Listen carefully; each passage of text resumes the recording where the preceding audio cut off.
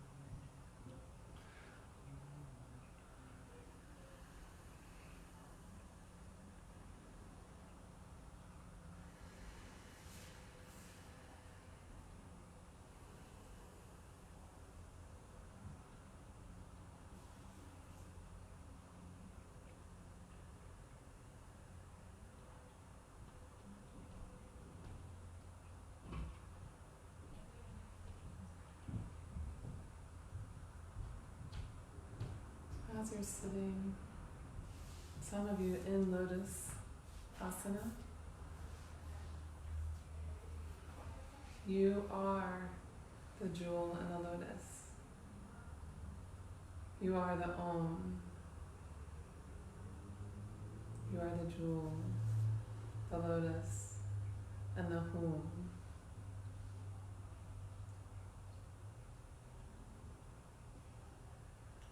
So when we chant this mantra,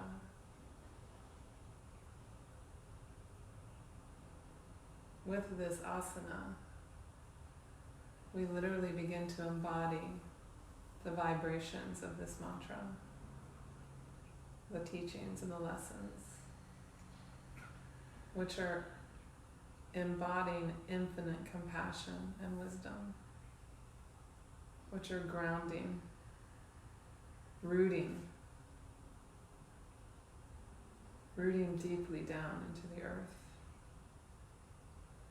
and then growing, unfolding, lifting through our spines like the stem of the lotus,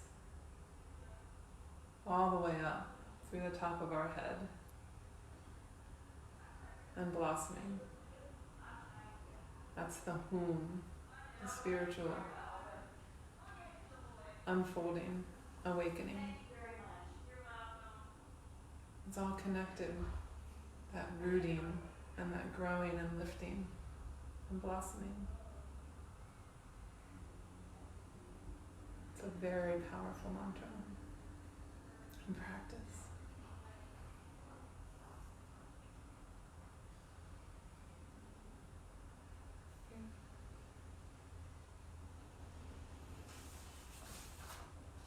So, thank you.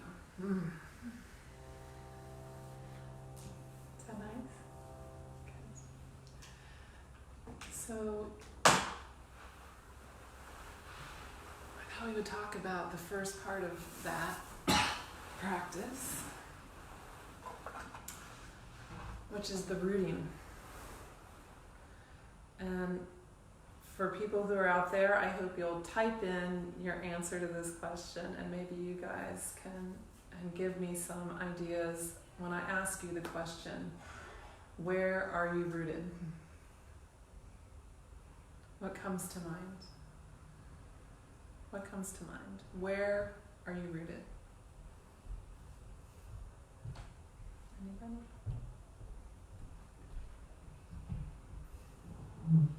The first thing that came to my mind was money, and then it was love.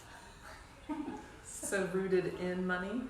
Kinda. Okay. And trying to transition more into the root of love instead.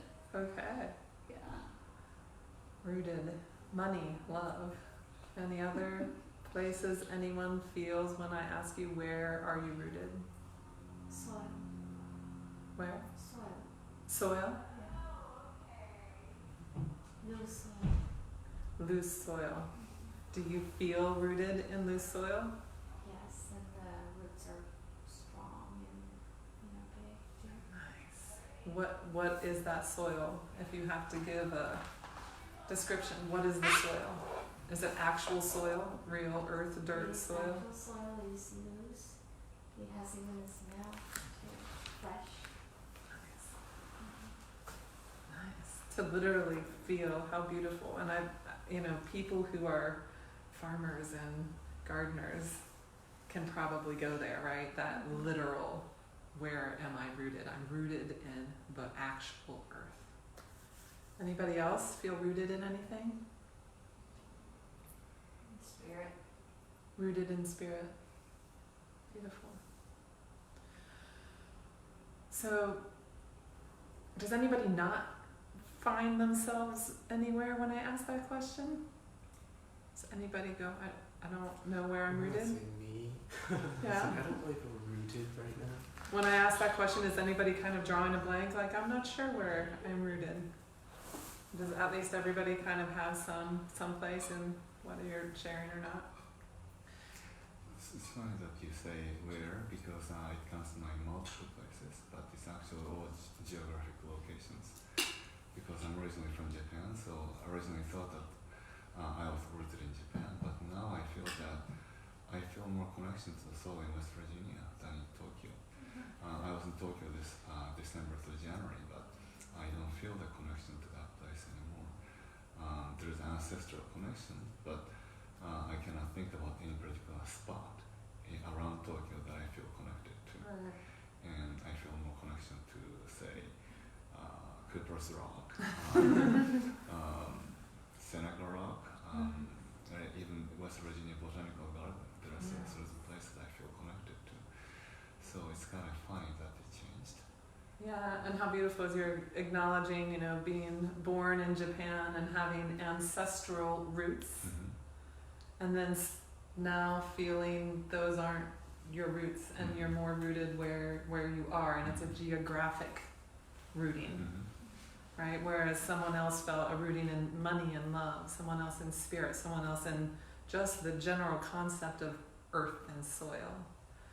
So I hope everybody, when I'm done with this class, I'm excited to see if people type in, and if you guys didn't want to share, maybe you'll get on the Facebook page and type in so you can share with me what you felt.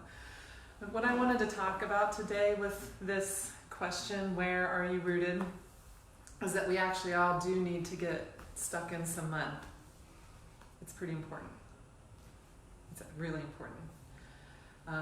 Some of us just get stuck in mud by default, right? Our roots, our birth roots, or where we're born, or what we're consumed by energetically in our lives. The challenge is seeing if we can start consciously choosing where we're rooted, right? What environment are we getting rooted into, and why are we growing our roots in those places? How are we getting rooted, and how are we nurturing those roots? So it helps to notice if we have somehow managed to either dig ourselves into less than optimal growing conditions. Anybody found that in your lifetimes? Yeah.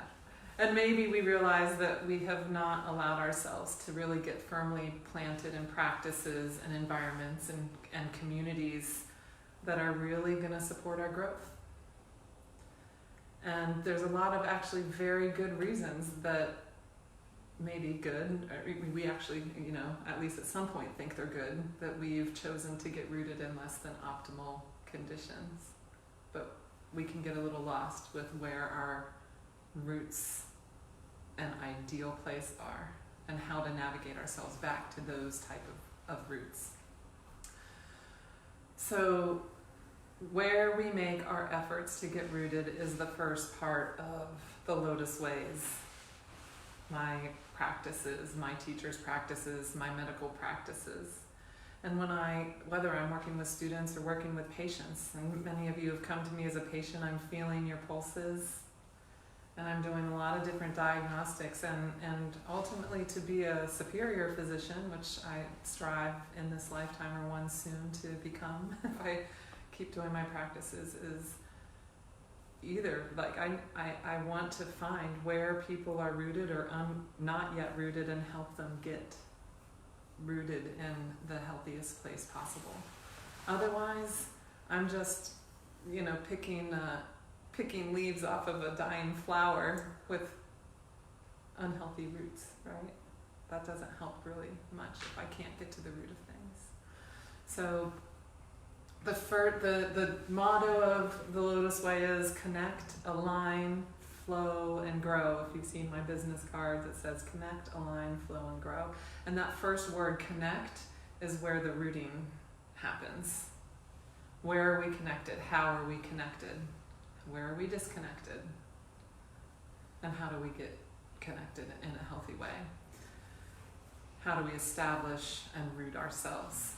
How we consciously establish and nurture and maintain our conscious connection with ourselves and with whatever's going on in our lives.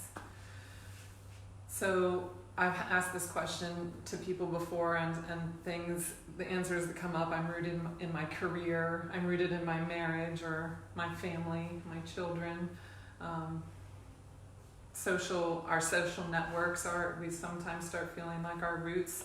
And these are all places that can be really wonderful nourishment for our growth. but they are pretty unstable ground to trust our deepest roots in. They're in the waters of our life. But where we really root into the deep, thick mud are not those, whether they last your whole lifetime, they're still temporal relationships and experiences, right? So where do we root that goes beyond that time and space?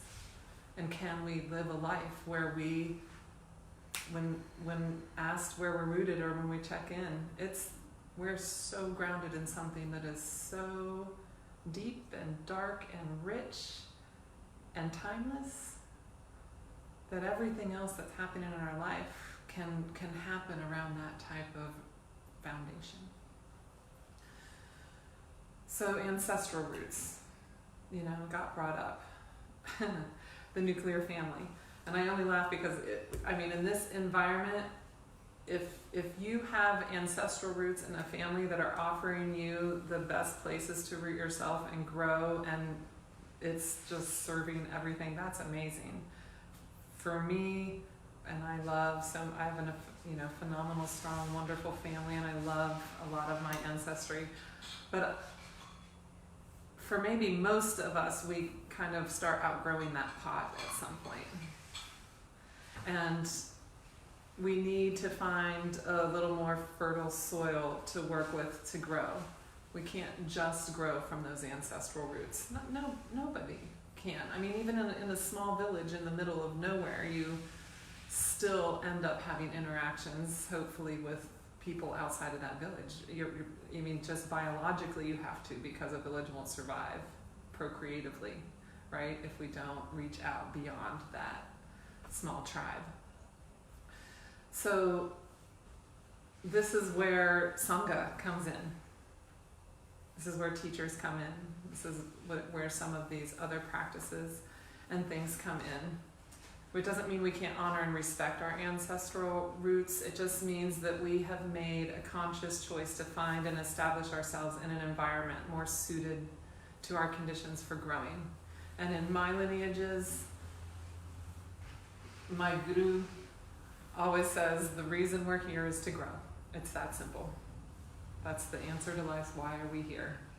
We're here to grow. We're spiritual beings that came into a body and on an earth with all sorts of stuff going on to have this kind of experience, to have a certain type of growth as spiritual beings in a physical body and world. So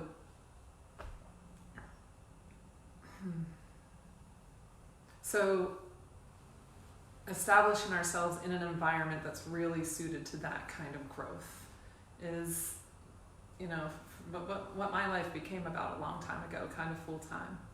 And now my personal practice, whether it's my, as a minister, as a teacher, as a healer and a doctor, is helping me stay in that space selfishly 24/7. I'm helping everybody else do that work now. So even when I'm not doing it myself, I'm helping other people do it, which is still helping me do it. Right? So that's my path and my choice, and that's, I've chosen some pretty big and deep roots to keep me grounded and focused on my growth. However, wherever you are with your roots, deciding to, at different points, and I may need to uproot and change my soil between now and when I die for different reasons. But those times where we realize we've outgrown whatever pot we're currently in, and then need to most likely kind of bravely uproot ourselves and find new soil, it can be really challenging. Uncomfortable, overwhelming, scary. The unknown, right? Digging new roots in somewhere. Is this the right soil? It looks like it might be better than the last pot I was in, and I don't even want to be in a pot anymore. So I want to go find wildflowers to to hang out with. I don't, but it's scary and it's unknown. Yet if we don't do that kind of work, if we don't explore, if we don't become willing to uproot ourselves and find other places, it limits our growth. Right? We can only have one type of experience. So, another thought with this then is starting to think of our heart's role in this practice. And I always say our roots grow up and down. They grow down into the earth and they grow up into our heart. And then our heart sends messages back down to the roots. So wherever you are in your rooting, you've got roots. You're not completely unrooted, or you wouldn't be breathing and on this planet. And you've got a heart. And as we check in with our heart and send messages down to our roots, and as our roots check in with the soil and send information back up to our heart, our mind can start being involved a little bit, but really, in my lineages, it's the heart that makes the decisions. In Chinese medicine, the character for the word heart is the same characters that's used for the word mind for thousands of years. Xin. They didn't use a different word for mind because for thousands of years they would never have thought to separate such important aspects of ourselves. And we live in a culture that thinks everything's happening up here. Right? So I'm bringing that in right now so we talk about where to get the information about checking in with our roots, and also where to get the strength when we do uproot ourselves and go somewhere else. Our heart is nourishing and supporting us and giving us information to do that uprooting in practice. So I just mentioned my guru. That's my roots. And this is literally, we call it sat gurus and seed gurus and root gurus. So the root guru is Nityananda in my guru's lineage. Swamiji studied with Rudy studied with Nityananda. So we have gurus all the way to our root guru. That's my roots. That's really amazing for me to have that. And I've spent a lot of time with some other teachers that have become a part of my root system.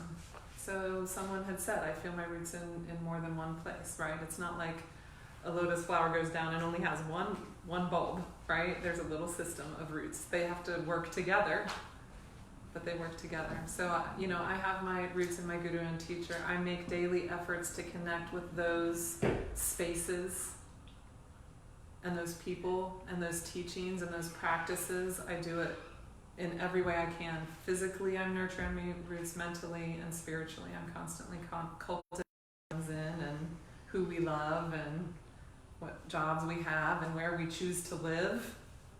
Those things ideally get built around our roots. Right? I chose to come back to West Virginia after living in my guru's ashram for many years and really grounding into my roots, my root gurus, and my Chinese medicine teachers and those practices. And then, this is still a little bit of an experiment. I had not been back in West Virginia in a long time, and a big part of me was like, what the heck would I go back there for? To my ancestral roots, to my family that really, I love them, but they live a very different world than I do now. I'm rooted in very different types of soil that I'm very committed to. So coming back here to them is lovely, but that's not my roots anymore. So why did I come back here? But there was a part of my growth. My heart told me that there was growth for me because I have my roots. I'm so established in my roots that where can I with that rootedness grow? And then my heart tells me I can serve, I can help other people with their roots and their growth. And I went, I can go back, and there's a full circleness for me for coming back to where I grew up, a healing and work to do, and then getting to be potentially a support system for people here like I didn't get to have when I was growing up here. And the really cool part is I came back here and found out that some other people have been out doing really cool work, and I'm not alone here, which I was a little worried about. So I went, oh my God, there's already a lotus pond in Morgantown for me to plant myself in with these beautiful people. And young ones who are already courageously seeking and getting to find teachers here. It didn't exist here that I could find or that I was exposed to when I was growing up. So I have my roots, and now I'm growing, and now I'm talking about where are you rooted. And in that, to the degree that I am capable and able, I want to support everybody in finding your roots. I have zero attachment when I say this to you needing to be rooted where I'm rooted, right? We all have to find our soil, our roots. It is important to do it. It is important to find. I call my guru my lighthouse. He's not a perfect person. He's a human being, right? However, he has proven for me to be a pretty unwavering place to keep my focus and to keep my roots so I can keep growing. And so you can go at it on your own. I think that if you don't have strong, willing spiritual guides and community to root into,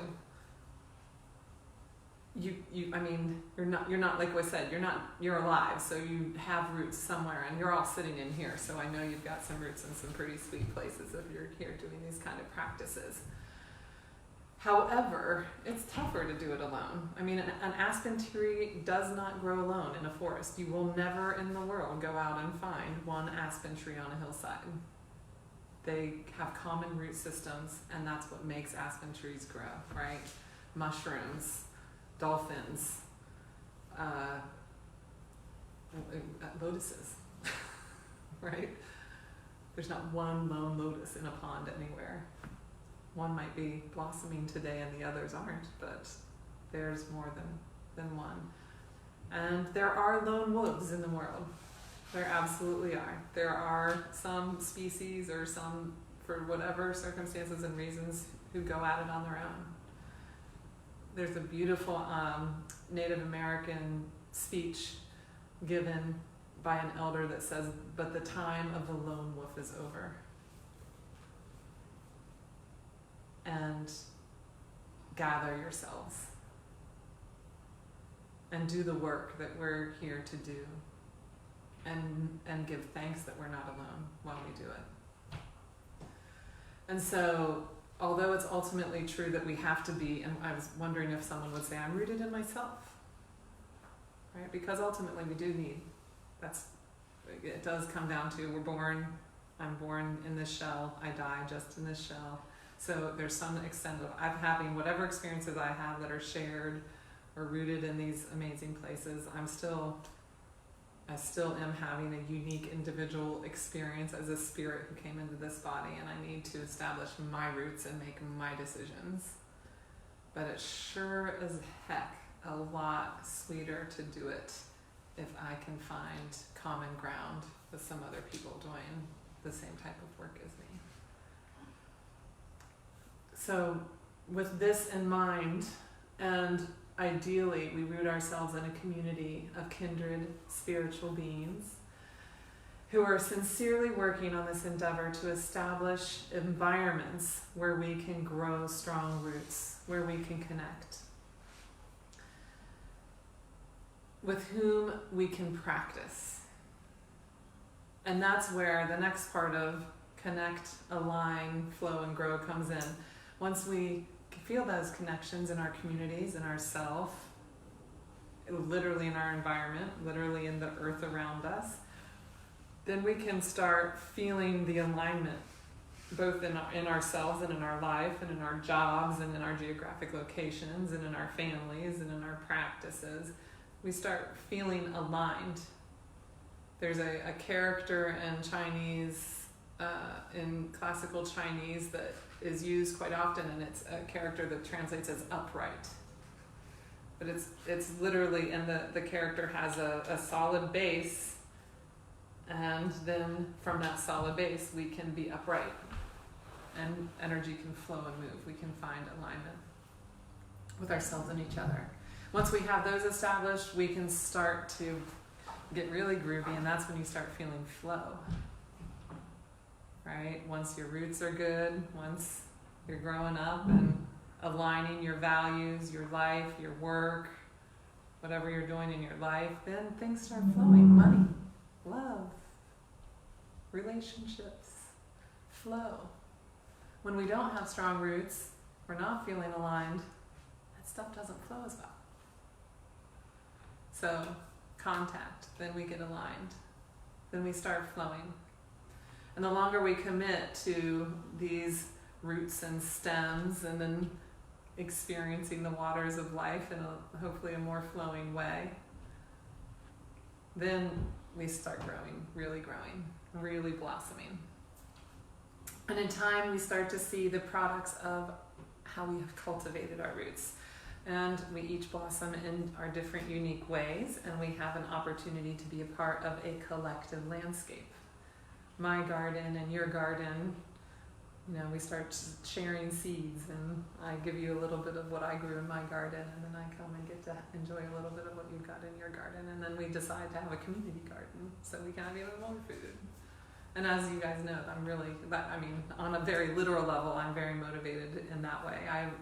I want the Lotus Way to develop real community, hopefully eventually land in one or more places where we can come and grow from, where we can have gardens, where our kids can start growing up and experiencing a community that has this kind of common mission and understanding and actually care about the soil that we're digging ourselves into literally and spiritually, and that we're growing out of. It's so missing in our world now. It's literally to the part, I don't want to be all conspiracy theory, but it's almost been made illegal in our world to live sustainably as a conscious community. It's a big deal. It's really hard to establish healthy roots and get aligned and flow and grow when we can't control the soil and the foods that we're eating, and when our kids don't get to grow up with those kind of roots and connections and experiences. And so, I'm to some extent a victim of that and have come a long way. And again, I'm a little bit like, oh, why did I come back to West Virginia? He's got wells and he's getting goats and chickens and honeybees and land, and I have these other places in the world where I have communities that are doing those things. But this Sangha, the people out there, some of the people that are online right now watching this are living in those kind of communities. They're my tribe. I love you guys. Thank you. And we're creating that here. And I know people who are creating this here. In this room, there are people who went to school and are now figuring out, how can I grow food and feed people and have a community center to come to? That's amazing. So that's what this Sangha is doing, is helping us figure out where we're rooted, why we're rooted there, and how we grow from there, how we align with each other, how we connect all of our projects.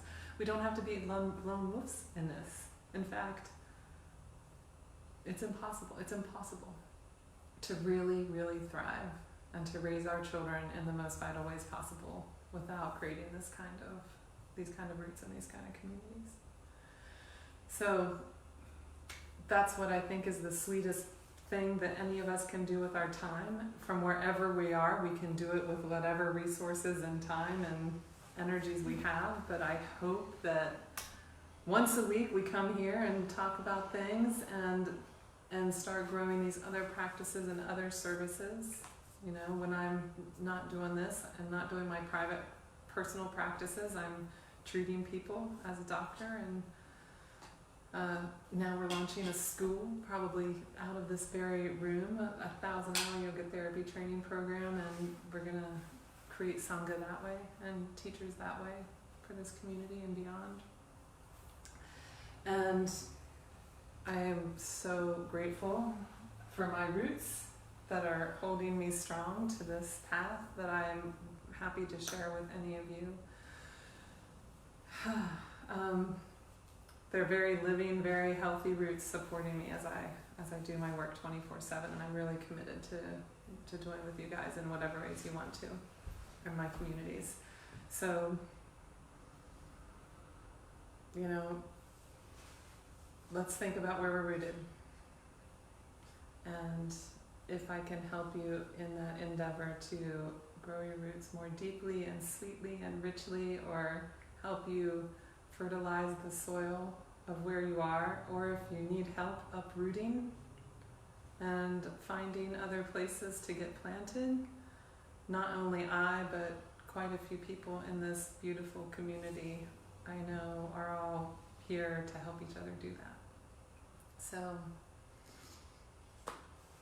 that's truly the Lotus Way, and truly the mission and the vibration behind Om Mani Padme Hum.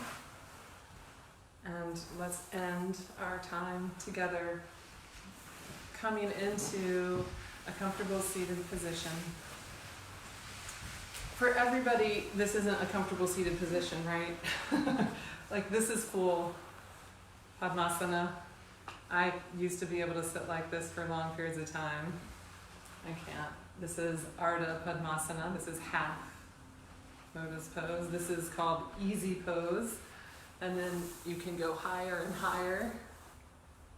Whatever position you need to be in, when you do your practices, find a place where your sit bones can be rooted and even,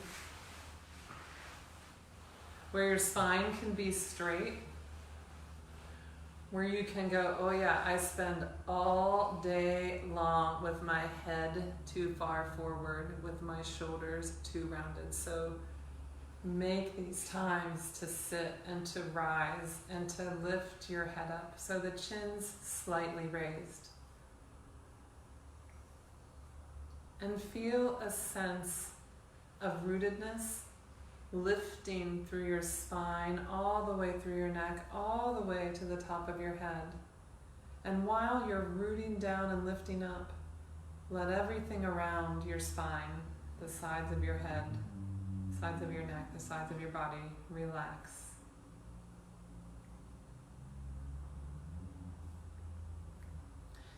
If you can bring your hands and face your palms up, touch your thumb and forefinger together. Rest them on your knees. This mudra allows us to circulate energy, stay open to spirit, connected to the earth and body at the same time. And from here, breathing in and out the nose, mouth relaxed but closed.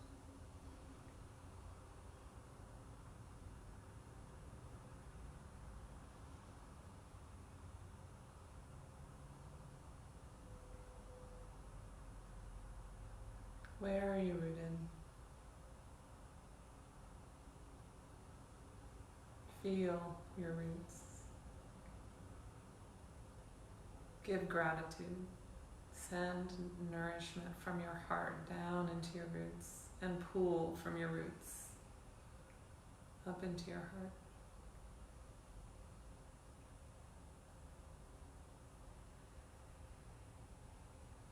Take a few deep inhales and longer exhales.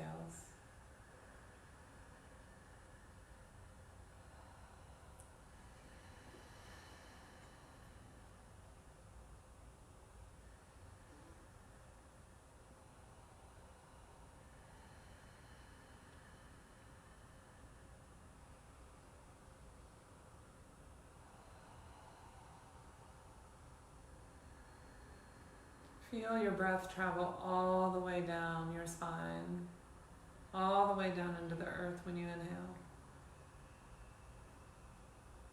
And as you exhale, let everything go.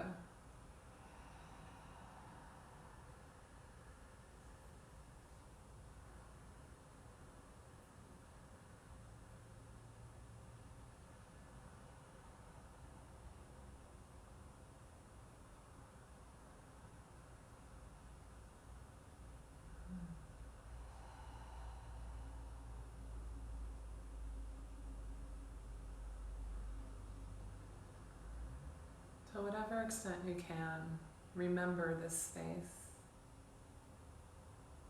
this position, this breath.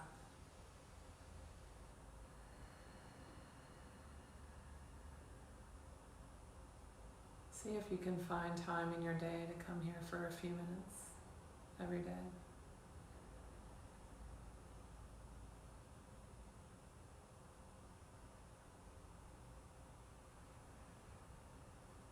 If you do have teachers that have helped you find your roots, bring them into your heart right now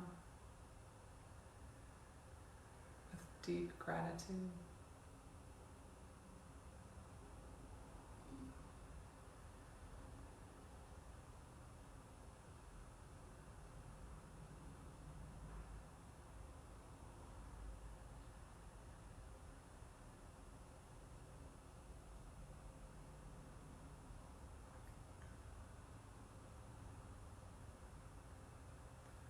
Bring your hands to your heart in prayer.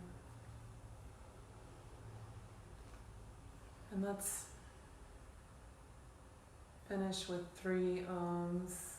Inhaling.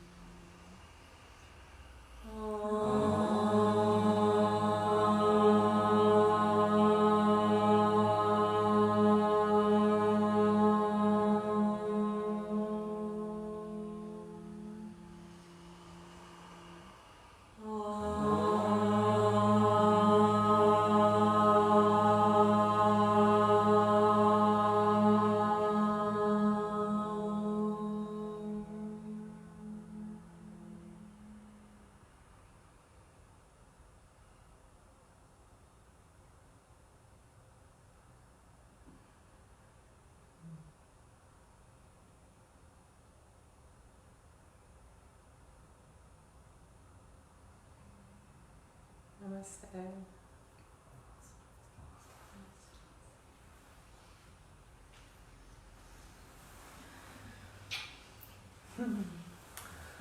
Thank you everybody for joining us.